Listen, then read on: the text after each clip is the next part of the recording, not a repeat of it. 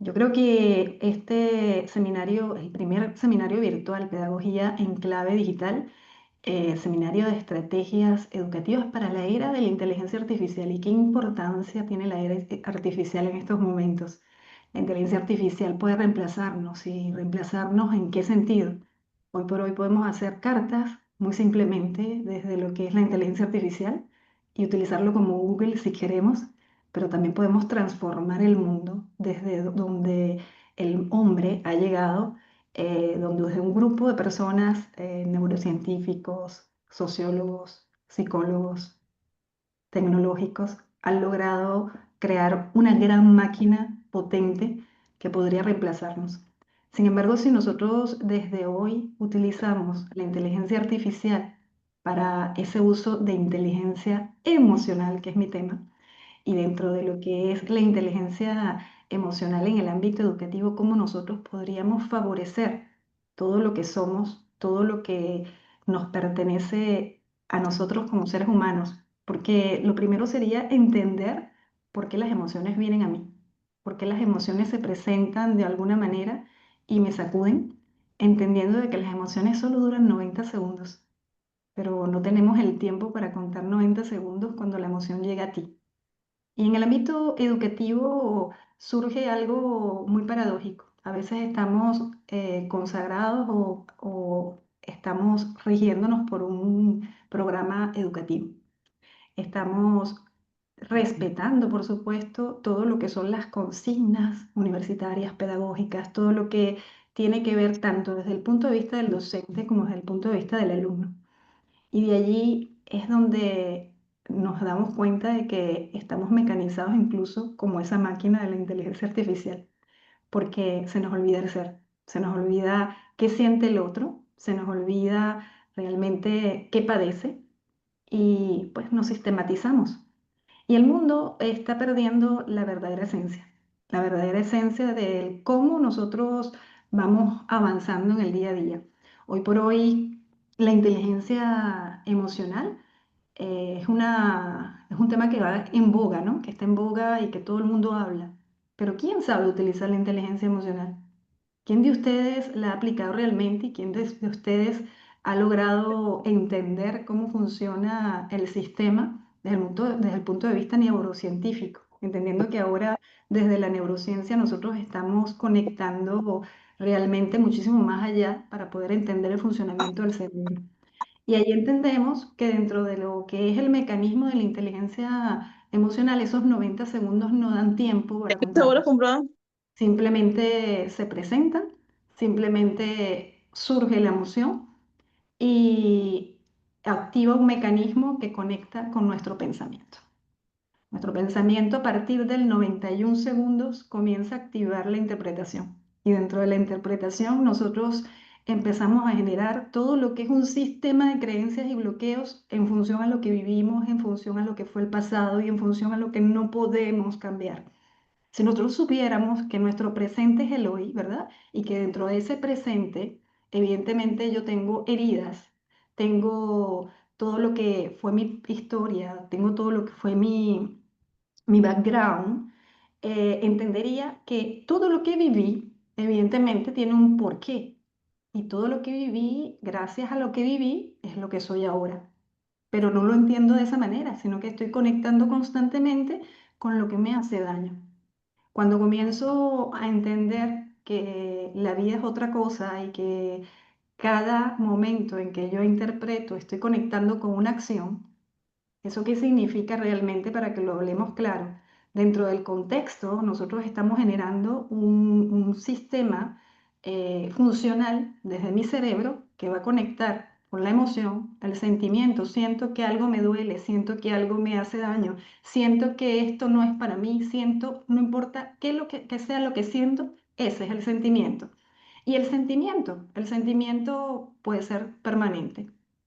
La emoción es pasajera, la emoción llegó, esos 90 segundos se activó y lo que hace que nosotros nutramos esa emoción es lo que estoy sintiendo, que comienza a activar mi sistema de pensamiento. No le damos al otro la oportunidad de responder. Nosotros interpretamos lo que quiere decir. no le damos al otro la oportunidad de explicarse, nosotros explicamos por él. Entonces de allí perdemos la conexión entre lo que es lo interpersonal y lo intrapersonal, que significa que yo comienzo un proceso intrapersonal de lo que soy yo como ser y comienzo a describir todo lo que es ese entorno que se está presentando ante mí y comienzo de alguna forma a conectar con el otro. Lo que pasa es que es más fácil conectar con el otro desde lo que llamamos las neuronas espejos.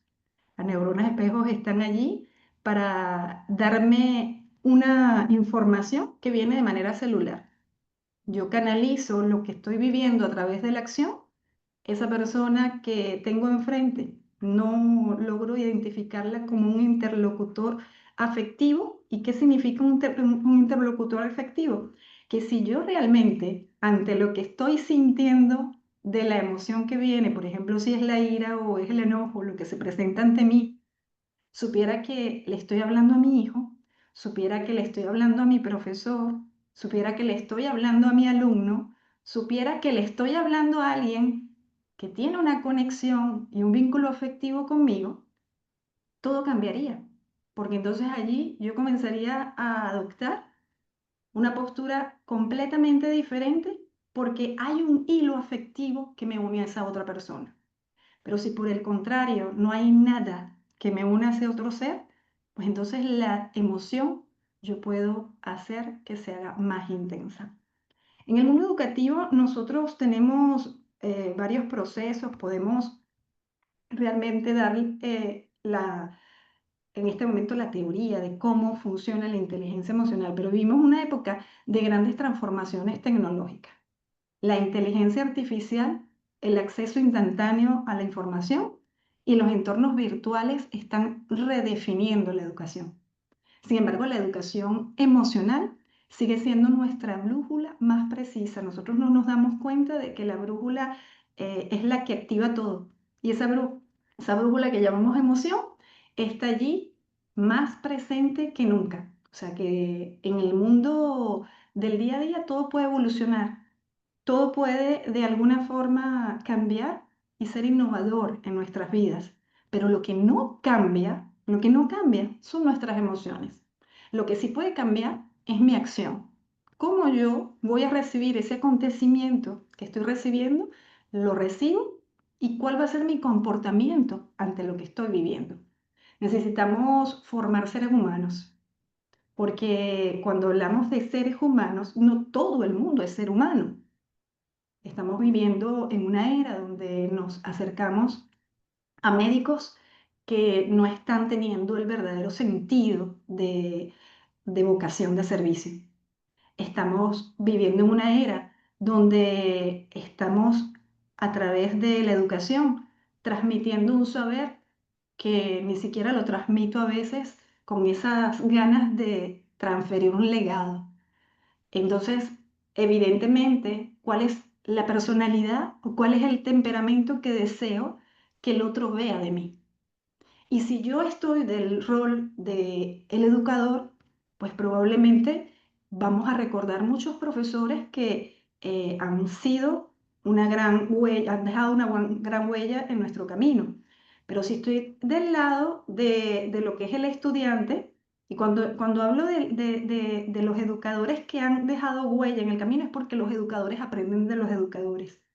Y es en ese sentido que lo hablo. Hay educadores que replican modelos de sistema. Hay alumnos que replican modelos de educadores. Entonces, si nosotros comenzamos a entender que la educación va más allá de lo que nosotros tenemos que cumplir con respecto a un parámetro o con respecto a algún peso de estudio, con respecto a lo que el contexto social nos establece, entonces estaríamos entendiendo que hoy más que nunca necesitamos seres humanos capaces de reconocerse, de gestionar sus emociones, de relacionarse de manera consciente, donde la innovación educativa, donde todos los paradigmas educativos no van a tener un gran impacto en el ser, porque la inteligencia emocional es la capacidad de identificar, de comprender y desregular nuestras emociones. Entonces, cuando vamos viendo el proceso, Daniel Goleman, dentro de lo que son las emociones, hablaba de 5 puntos. Hablaba de la autoconciencia, de la autorregulación, de la motivación, de la empatía y de las habilidades sociales. Y dentro del contexto de lo que son las habilidades sociales, entendíamos que nosotros tenemos ese proceso de autoconciencia. Si yo soy consciente como educador de lo que tengo que cumplir, ese rol ante lo que es el programa académico, probablemente yo voy a estar atento a lo que es el programa académico. Pero si tengo conciencia de lo que yo soy como ser, me reconozco en ese sentir de vocación y reconozco el por qué estoy aquí. La proyección que voy a dar es completamente diferente en el ámbito educativo. Y los alumnos, por supuesto, van a sentirse favorecidos dentro de lo que es una trayectoria de una persona que está constantemente a la escucha activa, porque dentro del contexto no tenemos por qué favorecer el miedo, no tenemos por qué favorecer y quizás confundir el miedo con el respeto. Son dos términos completamente diferentes y el respeto tiene que ver con valores y el miedo tiene que ver con la emoción. Entonces no se juntan realmente.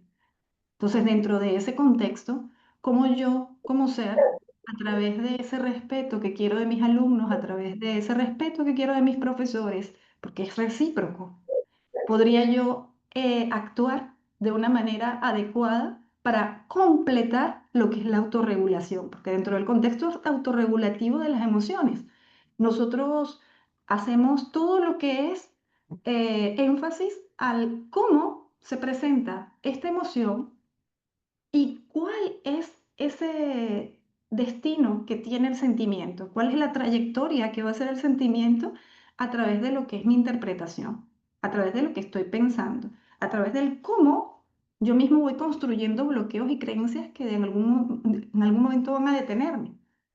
Entonces, dentro del contexto, tenemos también la empatía, entender las emociones de los otros, no solo estar como ese rol protagónico donde solo me interesa lo que estoy sintiendo, sino hasta qué punto yo puedo ser recíproco con respecto al otro y entender de manera compasiva y no desde el punto de vista de de tener lástima, porque no hay que saber confundir lo que es la lástima y la compasión, cuán compasivo soy con el otro y cuánto me interesa su dolor. Ahí entonces empiezo a construir lo que son las habilidades sociales. Las habilidades sociales son construir vínculos sanos y afectivos que estén concatenados con lo que soy, esa autoconciencia, con lo que siento, con lo que me motiva a pasar el resto de mis días porque yo me levanto por qué, cuál es el motivo de mi existir. Y dentro del contexto, cómo lo quiero vivir, la empatía, esa conexión con el otro, cómo lo quiero vivir y cómo deseo que me recuerden. Entonces, evidentemente, si nosotros le diéramos espacio a lo que es la inteligencia emocional desde el punto de vista educativo, entenderíamos que el aprendizaje no solo es un proceso cognitivo, ante todo es una experiencia emocional. Un alumno con miedo, ansiedad o baja autoestima tiene la capacidad de atención, tiene la capacidad de resolver un problema, no. Su capacidad de atención, de memoria y de resolución está muy disminuida. Y es allí cuando entonces sabemos que la relación afectiva con el docente puede ser también un factor protector o un factor de riesgo. ¿Qué queremos nosotros transmitir dentro del contexto educativo y desde ese vínculo que yo tengo como estudiante? ¿Lo quiero ver como un factor de riesgo, como protector? Porque también no es irnos a esa sensibilidad humana donde perdemos el rol o el norte de lo que venimos a hacer. No, no se trata de ello, sino que dentro de ese rol de lo que yo tengo que hacer, ¿cómo lo voy a hacer? ¿Cómo lo voy a hacer? ¿Cuál es la huella que voy a dejar a través de lo que me toca hacer? Porque si me toca hacer, quiere decir que es una obligación.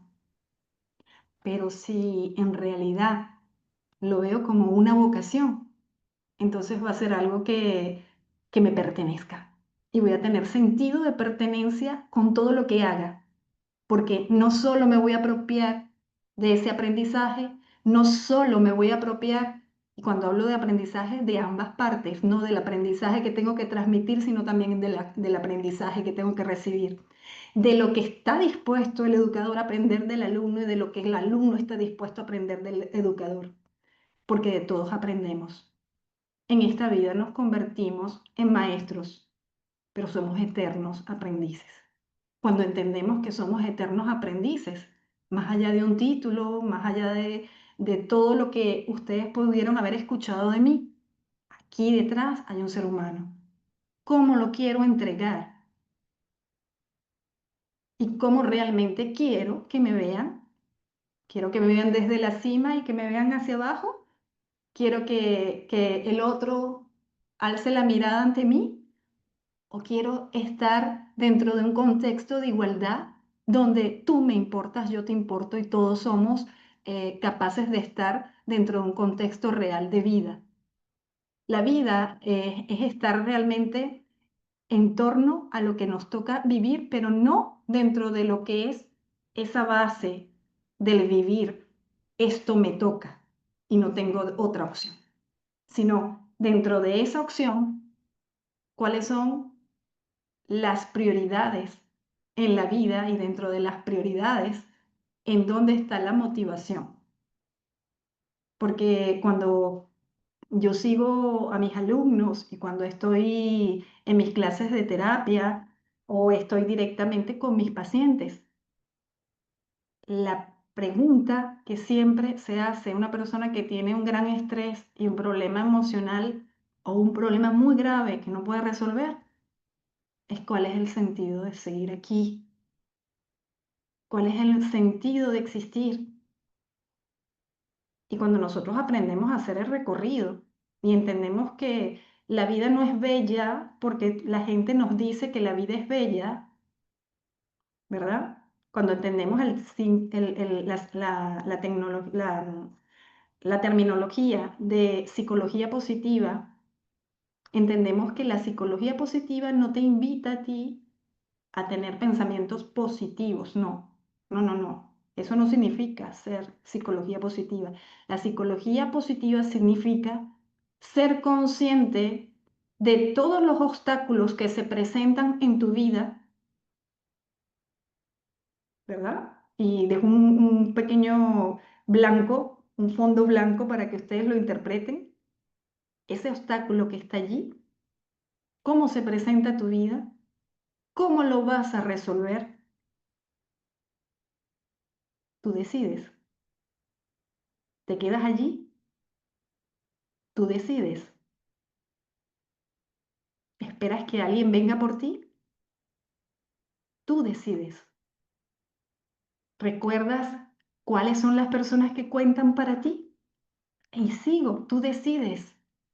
En realidad somos nosotros los que vamos a decidir el qué y el cómo lo vamos a resolver. Lo que pasa es que estamos muchas veces dentro de lo que es ese triángulo de Karman. El triángulo de Karman, dentro de lo que es el contexto psicológico, estamos buscando un salvador, estamos buscando un perseguidor o estamos buscando una víctima. Y todos hemos pasado por allí. Dentro del triángulo de Karman, todos hemos pasado por allí. Cuando entendemos que la vida no es victimizarme, porque se puede ser víctima sin victimizarse, puede ser salvador sin querer siempre salvar a los demás, y puedes ser perseguidor sin convertirte en un perseguidor donde comienzas a ser un manipulador. Entonces todo extremo es malo. Todo extremo es malo. No significa que no puedas estar en los roles, porque todos hemos estado allí, yo incluida. El que me diga aquí que no ha sido perseguidor es mentira. Yo he sido perseguidora de mis hijos. ¿En qué contexto? ¿En qué nivel? ¿En qué porcentaje? Eso te lo dejo a ti. Eso es nuestra responsabilidad. Y dentro de lo que es la inteligencia emocional, ahora están haciendo la fusión de lo que es la plena conciencia, el mindfulness. Dentro de lo que es la plena conciencia, ojo, entendemos el mindfulness como algo muy diferente, la plena conciencia. No, no, no, no, ahora la están dando en las universidades. Yo me acabo de graduar en neurociencias dentro de lo que es la plena conciencia en una universidad en Francia. Y no por decirles esto es lo que hice, no, sino es por decirles esto existe, es real. ¿Y por qué los neurocientíficos están atendiendo unos términos que existían desde hace mucho tiempo y ahora sí lo están incluyendo en las universidades, como lo van a hacer con la inteligencia emocional? Porque nos estamos dando cuenta que dentro del contexto educativo, dentro de lo que es el contexto de evolución del ser humano, se necesita anclar las raíces. Y anclar las raíces es realmente entender que las emociones vienen a mí, hay emociones que van a estar atrapadas, y dentro de esas emociones que están atrapadas, yo voy a estar haciendo foto flash todo el tiempo con cada situación que vivo. Ese foto flash no me pertenece, es inconsciente. ¿Qué significa un foto flash? Yo estoy automáticamente conectado con la emoción del pasado. Cuando yo comienzo de manera consciente a entender que esa emoción del pasado ya la viví y no la puedo cambiar, ya la viví, no hay forma de cambiarla. Lo que vivimos, que me hizo daño, que me hizo sufrir, lo hice en ese momento, en ese preciso instante donde sufrí. Lo que no soy consciente es que yo le he dado vida a todo ese dolor y a ese sufrimiento. Y yo le he dado vida porque todos los días lo nutro como una planta, porque revivo el dolor y lo recuerdo. Revivo el dolor y lo recuerdo. Y esa autoprotección que estoy generando de manera inconsciente, constante, hace que cada momento que vuelva a vivir una situación similar, pues entonces me vuelva otra vez a envolver en una cúpula y la emoción vaya tomando una proporción incalculable. Entonces es por ello que hay personas que no han podido superar grandes heridas. Y esto tiene que ver en el contexto educativo, sí, que el rol del educador dentro del contexto educativo es también saber identificar cuando estamos mal, nosotros mismos como educadores, cuando mis alumnos están mal, porque si mi alumno no logra evolucionar de la manera en que yo quiero, el cuestionamiento empieza por mí. El cuestionamiento empieza por mí, no por el alumno. Es el mismo rol de padre.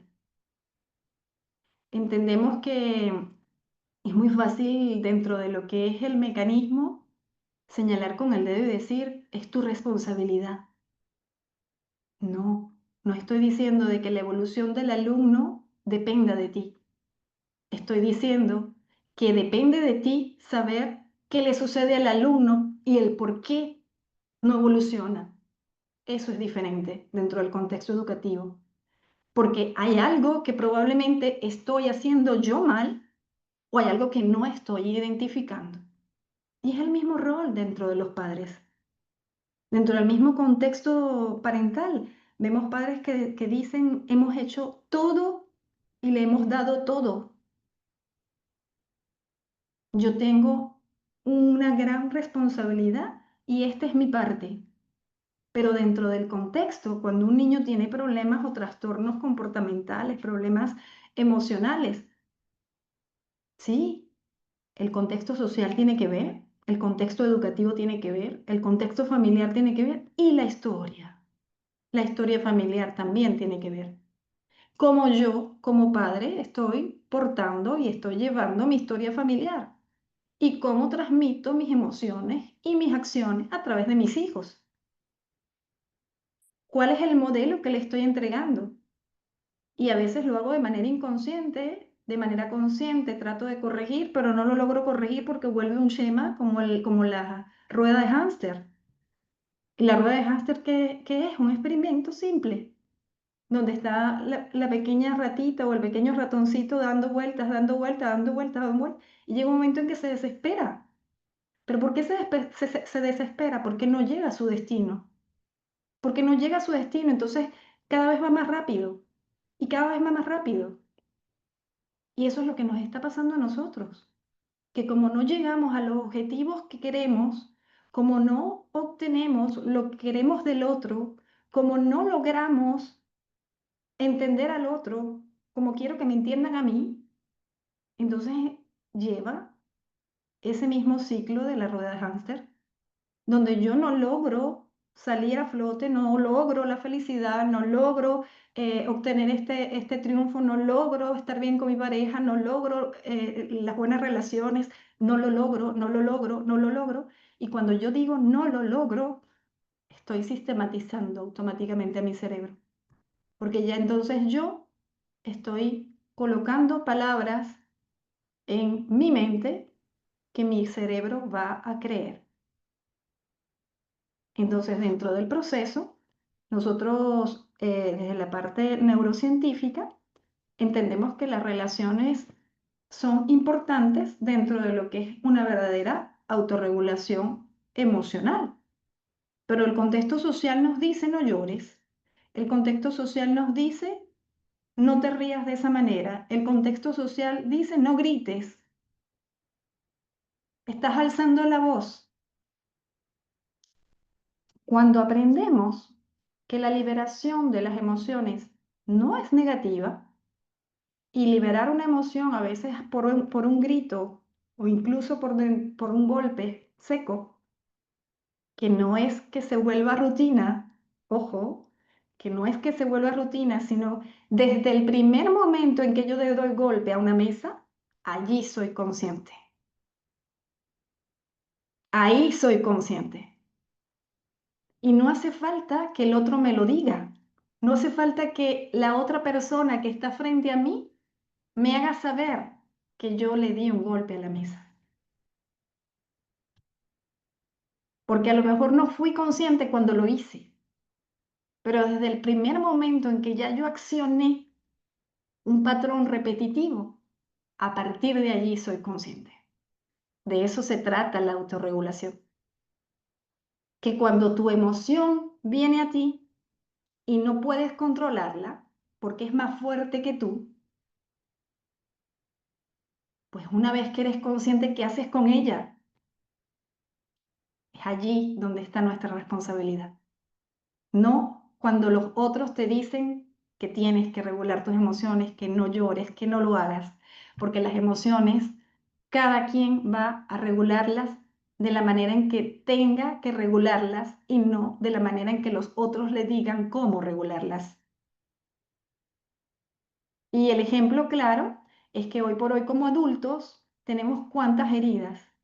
Tenemos muchas heridas porque dentro del proceso aprendimos mecanismos de defensa conforme a lo que es el contexto social. Entonces, si, por ejemplo, en un aula de clases hay un niño que grita, dentro de ese mismo contexto, en el sistema educativo, ponemos etiquetas. Solo desde la primera vez en que el niño evocó un primer grito. Ya a partir de allí. Y si es viceversa, ¿verdad? Y si es viceversa, como alumnos, desde el primer momento en que de pronto vemos un educador que no habla, que no es tan expresivo, pues nosotros mismos ya también nos emitimos un patrón. Cuando empezamos a ver la vida completamente diferente y no es desde nuestra interpretación, desde lo que creemos y desde lo que los otros dicen, la vida comienza a ser diferente. La vida comienza a ser diferente porque es como cuando estamos en un núcleo de amigos y estamos escuchando dentro del mismo núcleo varios comentarios de alguien que no está presente. Nosotros tenemos el control. Nosotros podemos decidir continuar escuchando lo que no quiero escuchar. Nosotros tenemos el control de escuchar lo que realmente sí quiero escuchar y le quiero dar riendas sueltas a lo que estoy interpretando.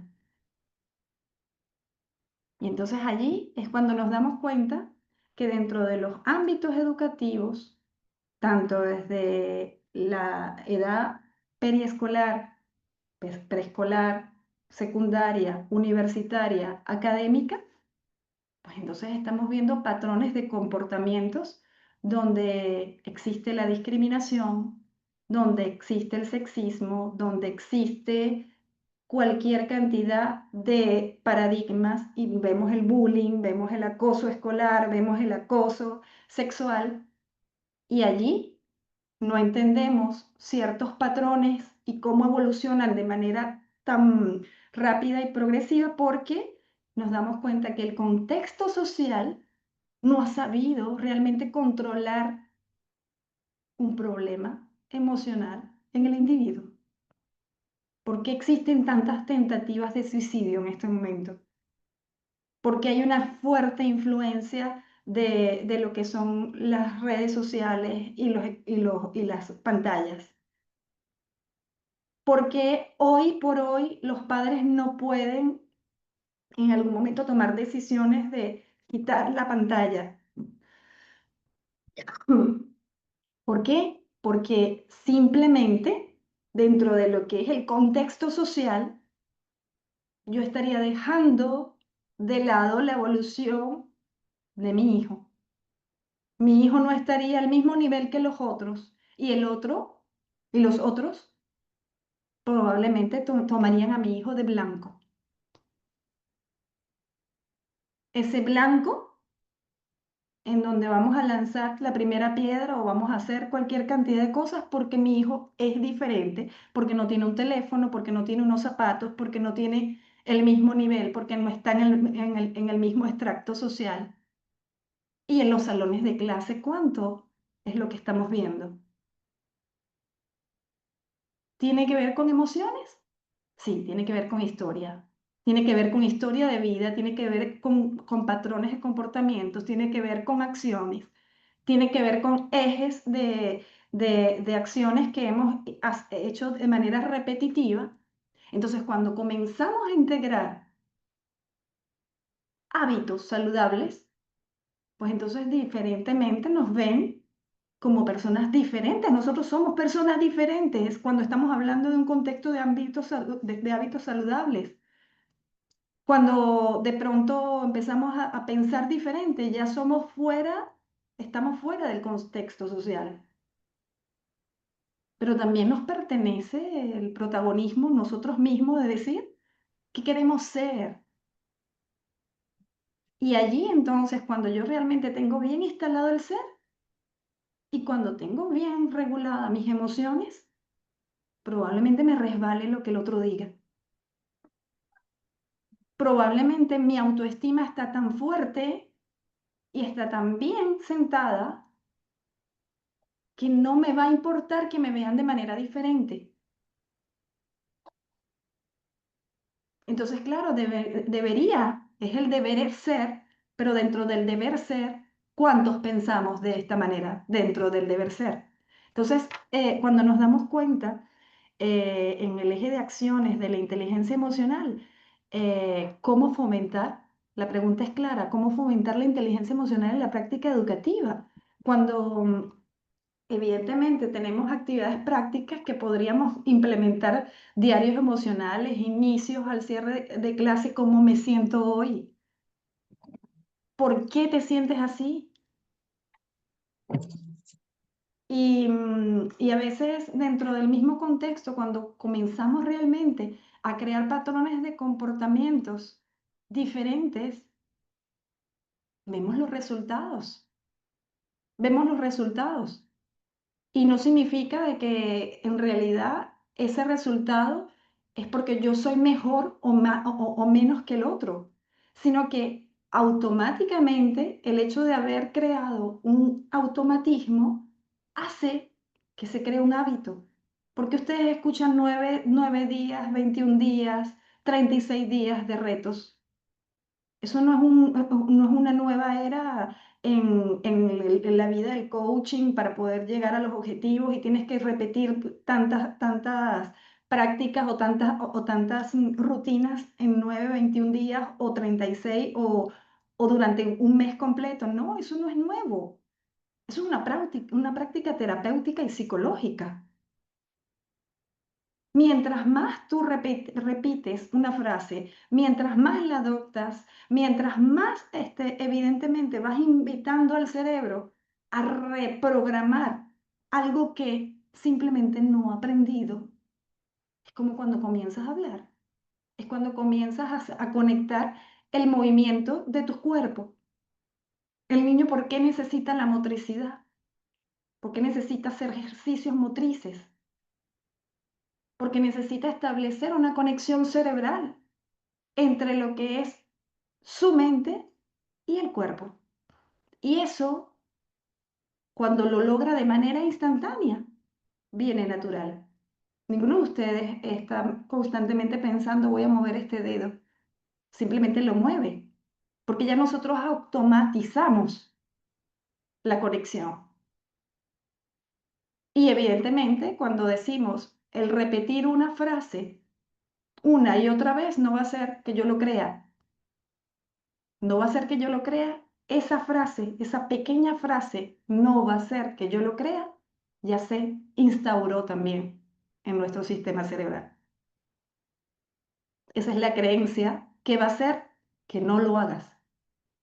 ¿Por qué? Porque nosotros estamos adoptando automáticamente una creencia que no va a ser así.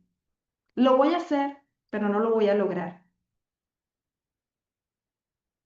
Vamos a ver si esta vez puedo. Esta vez no voy a poder. Probablemente lo haré. Probablemente no es una respuesta. Y cuando nosotros, ¿por qué existen automatismos en las escuelas donde tales niños tienen que hacer ciertas tareas y otros niños tienen que hacer estas y aquellos niños se reúnen porque están creando una comunidad, porque están creando hábitos, porque están creando responsabilidades? Y dentro del mismo sistema educativo, ¿cómo aprendes? ¿Aprendes para un examen? ¿Aprendes para responder para tener el título? ¿O aprendes para que tu cerebro adopte el conocimiento? Y es como aprender una lengua. ¿Cuántas veces no hemos querido aprender inglés y nos dicen tienes que colocar post-it, colócalos en los objetos, repítelo, lo vuelves a decir, escucha la música, vuélvelo a repetir? Estás reprogramando el cerebro para que pueda adoptar ese idioma. En el hábito es exactamente igual. En el hábito es exactamente igual. El día que conocemos dentro de todo el proceso la fuerza potente que tiene nuestro cerebro, entendemos que el desfibrilador no sirve para activar el corazón cuando la persona está, cuando está sin vida, sin signos vitales. No sirve para activar el corazón. Es una alerta cerebral, porque ya el corazón murió. Eso lo detectaron y por eso es que necesitamos activar. Es una alerta. Y el cerebro es el último músculo que muere. Entonces ese cerebro va a activar automáticamente el mecanismo para enviar directamente al cerebro, al corazón esa alerta. ¿Por qué no lo colocan en el cerebro? Porque el cerebro no está muerto. ¿Por qué lo colocan en el corazón? Porque el cerebro bombea directamente hacia el corazón la sangre para que automáticamente le dé vida a todos los órganos que necesita. Porque hay personas dentro de lo que es la enfermedad que logran pasar y atravesar montañas a través de un cáncer y lo logran. Fue un milagro. No, dentro del contexto necesitamos entender que el proceso es diferente.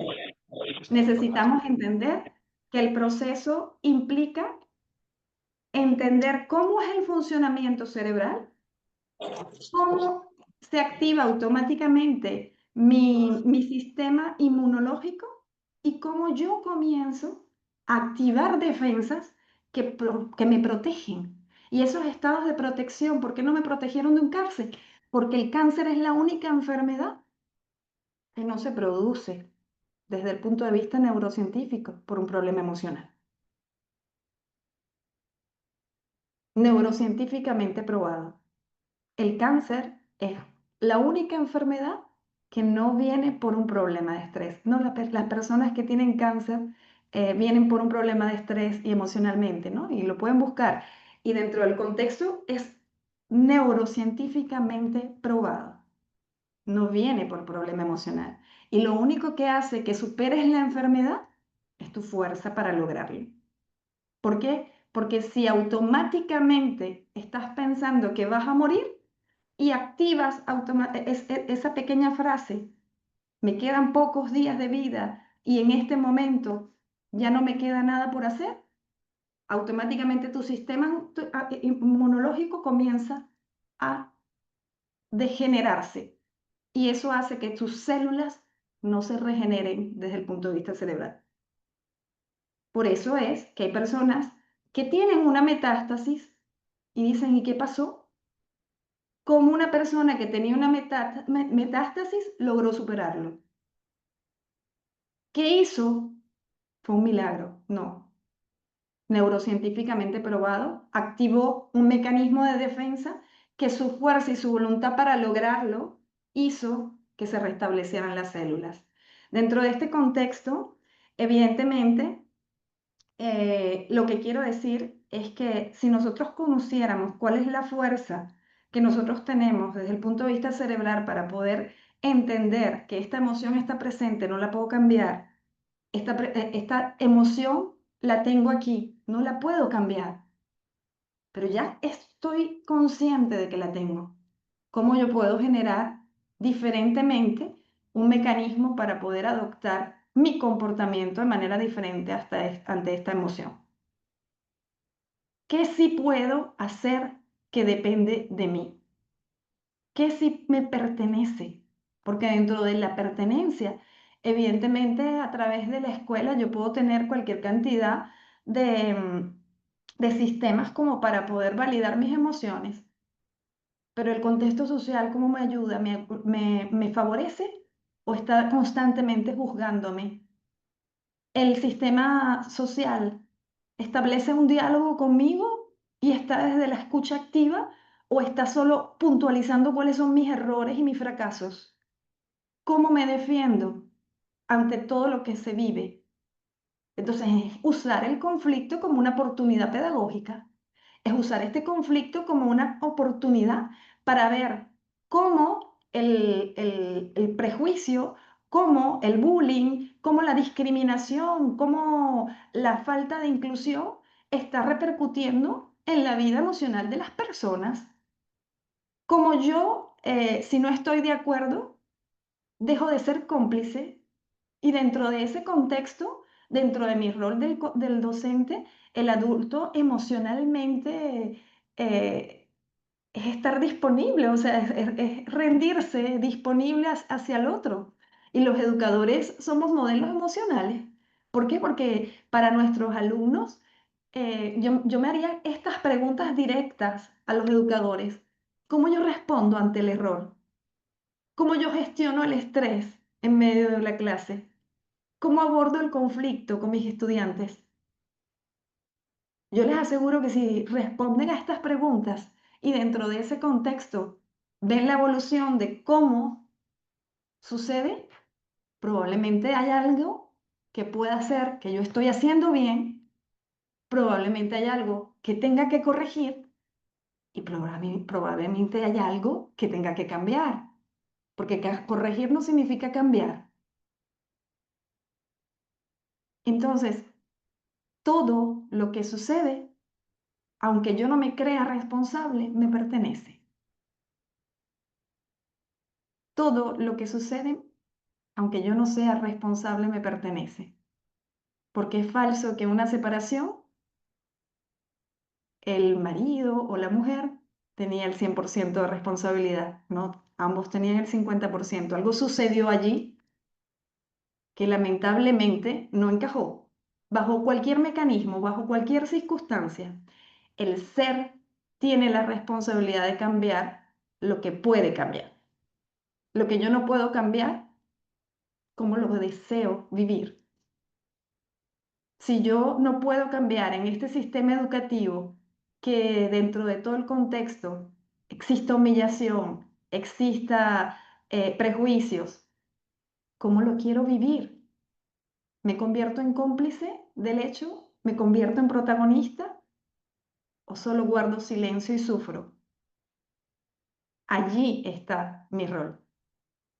Y dentro de ese contexto, ¿cómo lo vivo yo desde mi faceta del estudiante? De eso se trata. Y la inteligencia emocional, de verdad que podríamos pasar horas aquí, y la importancia no es realmente responsabilizar absolutamente a nadie. Todos nosotros somos actores y protagonistas de este hecho. Se trata de crear climas de aulas seguros y estimulantes, donde favorezcamos el aprendizaje cooperativo, donde prevengamos la violencia y el abuso, donde actuemos desde la empatía y no desde el juicio. La inteligencia emocional va más allá de lo que soy. Se trata de educar desde el ser. Hoy tenemos el deber de preparar a nuestros alumnos no solo para un examen, sino para la vida, para la vida. La inteligencia emocional no es un lujo, ni es una moda, es una necesidad urgente.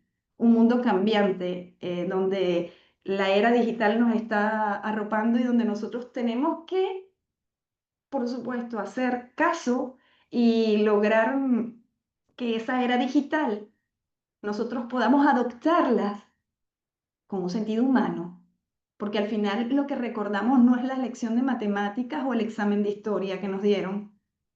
Lo que puedo recordar es aquella reacción del cómo yo me sentí y cómo los otros no hicieron nada cuando esto pasó. Entonces, lo que queda es cómo nos sentimos, cómo nos hicieron sentir y qué aprendimos nosotros en el camino. Porque educar sin inteligencia emocional es sembrar como en una tierra árida, es decirnos a nosotros mismos que bueno, que tengo que meter en un cajón mis emociones y que no importa cómo lo quiero vivir, si tengo que adoptar un contexto social.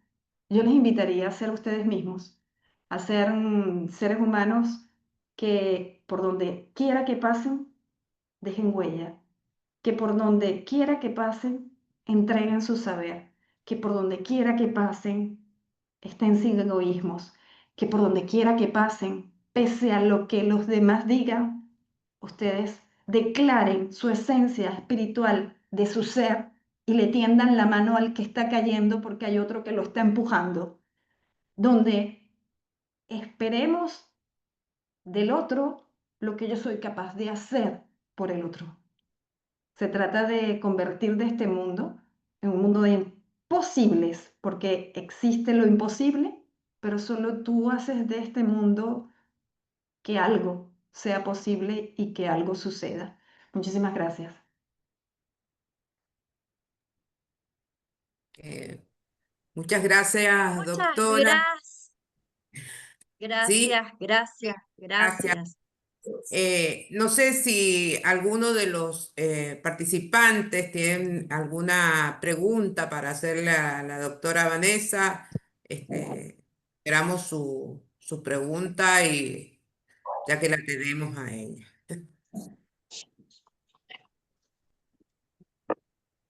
Vanessa, Sí, me encantó. ¿Sabes en qué me quedé? En esto donde dice que somos responsables, que vos pusiste el ejemplo de un divorcio, pero también en las escuelas a veces también somos responsables porque, no a veces, o sea, somos responsables. Yo creo que cada uno te trata como te ve, como vos le permitís también que te trate. Porque, y también creo que es más fácil hacerse la víctima, o sea que el otro tiene toda la culpa, pero bueno, yo qué hice también para poner algunos límites. Y me pasa, yo soy la secretaria general del gremio y nosotros tenemos, oh, encantada, y nosotros a veces vienen docentes con problemas con el directivo o las directoras con supervisoras, pero también, o sea, esto, nosotros le hemos permitido a la directora actuar así. Bueno, ¿qué podemos hacer para revertir?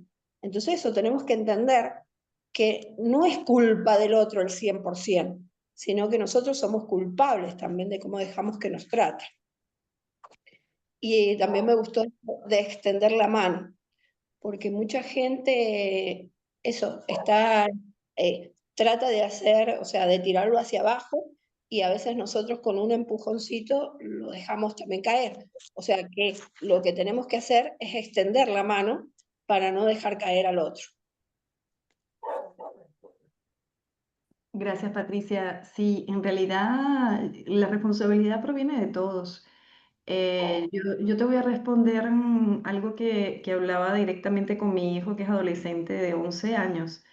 Y justo dentro del proceso, yo le decía, que nadie te diga que vamos a robar esto y tú vas a salir a robarlo, porque te conviertes en cómplice. Y recuerdo dentro del aprendizaje que una de las cosas que me dijo mi hijo fue, mamá, pero ¿cómo crees tú que yo podría robar? Entonces, dentro del contexto no es que tú creas que tu hijo o que alguien de las personas que están a tu lado puede robar. Lo importante es que sepamos prevenirlos, porque dentro de ese mismo contexto podemos estar percibiendo que a otras personas las humillan, que a otras personas les hacen, que a otras personas pues simplemente eh, hacen algo que nosotros consideramos que no está bien. Y no significa que en eso te estás convirtiendo en ladrón, pero estamos convirtiéndonos en responsables si no hacemos nada por evitarlo. Entonces, evidentemente, sabemos que a veces nos duele las situaciones que estamos viviendo. Reaccionamos desde el juicio o de la frustración. Todo depende desde mi comprensión emocional. Y no es fácil ponerse en el rol de víctima a veces porque dentro de ese mismo contexto también nos sentimos atados por lo que es el mismo contexto social, por lo que sea el salario, por miedo a perder, por miedo a que pueda suceder, por miedos, ¿no? Y siempre nos proyectamos en el entorno y en el otro, ¿no? Entonces, ¿desde qué clima emocional yo estoy creando? De cómo yo voy a gestionar ese conflicto y cuál es el ejemplo que quiero dar dentro de lo que es el contexto que me toca tanto en el ámbito educativo, en la vida misma. Se trata de una corresponsabilidad, simplemente.